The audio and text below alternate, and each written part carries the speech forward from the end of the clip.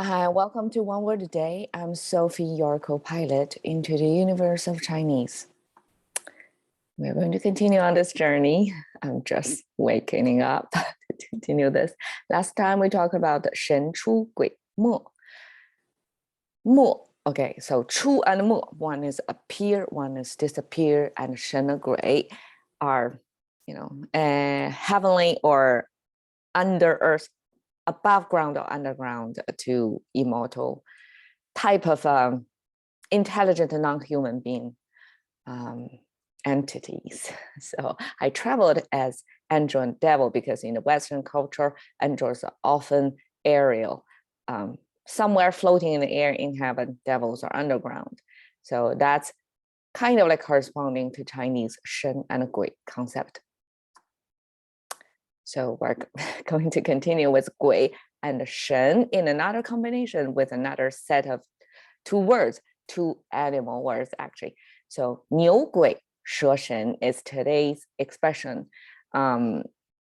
牛 is an animal, domestic animal.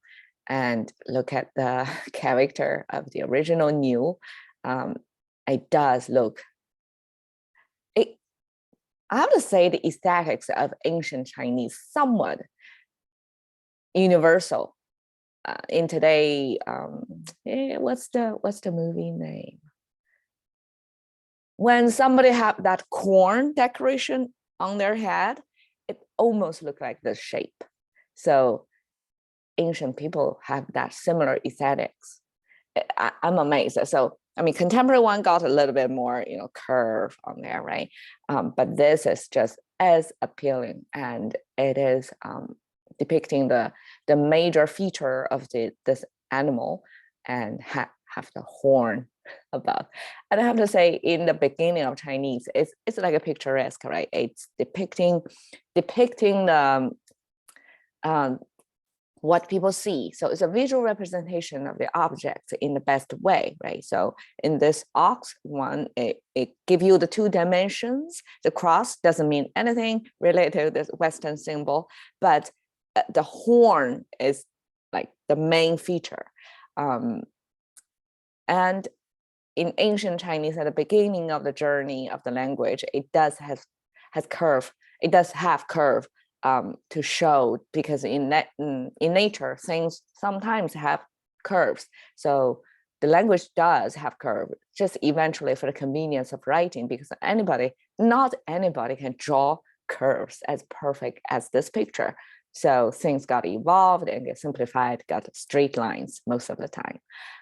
Okay, so this is 蛇. You kind of can see here, right? The look only preserved a little bit, but it's kind of like an S curve and depicting I'm not sure the motion, but definitely is a fluid shape of 蛇. 蛇 is probably in our world, humanly visible world, is the one animal that serpentine, like zigzag so much with their body shape. It's definitely not a straight line. It doesn't walk in a straight line. So this is the ancient Chinese depiction of 蛇, and eventually we pair it with this 虫 symbol. 虫, it simply means type of animal. We have many different type of animals with a sound maker and or shape maker, and the symbol to mean the category it belongs to an animal. So together, this becomes, so this is an image, this is meaning maker to give you the category. Together, it means the contemporary 蛇, snake. And snake, it doesn't really have the same biblical meaning in China, right? So we don't have the connection of 蛇, it's something seducing you or is a representation of evil.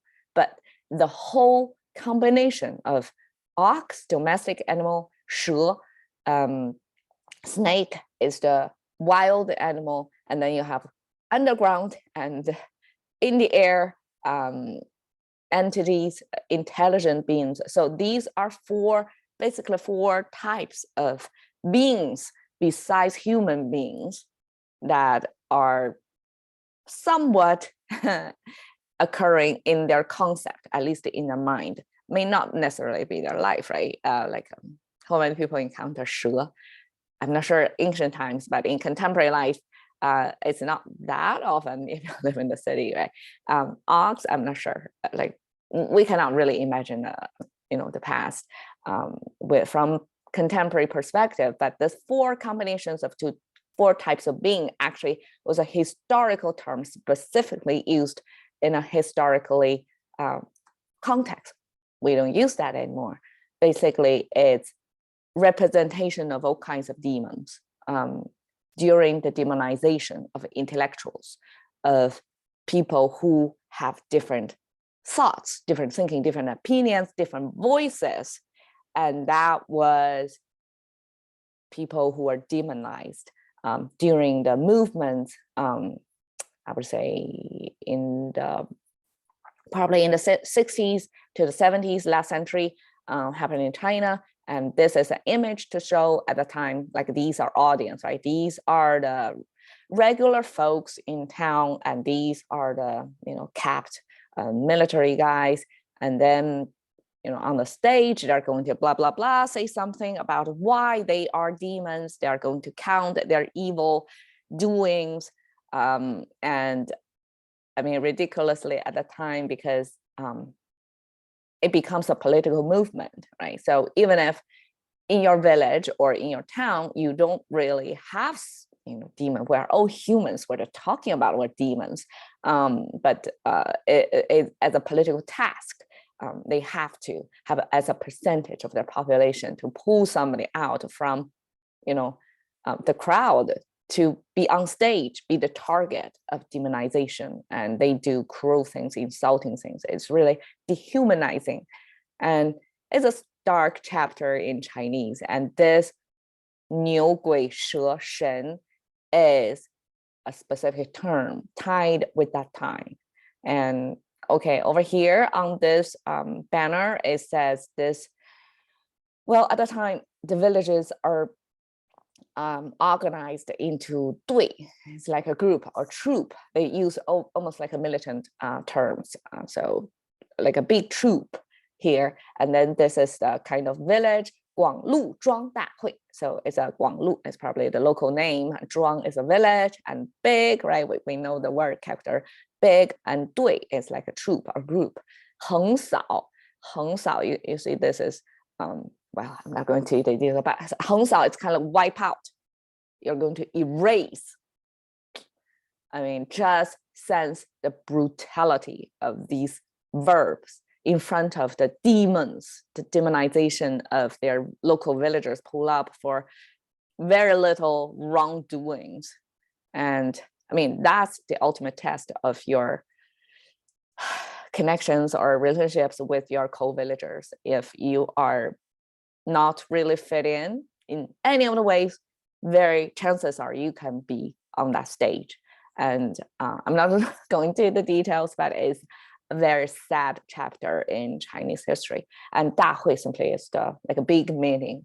They, 大对大会, they try to make it sound big, grand, but what they're doing over there is really demonizing people. And yeah, 牛鬼蛇神, hope it never happen again. Cash into the currency of thinking with Sophie, one word a day. See you another day.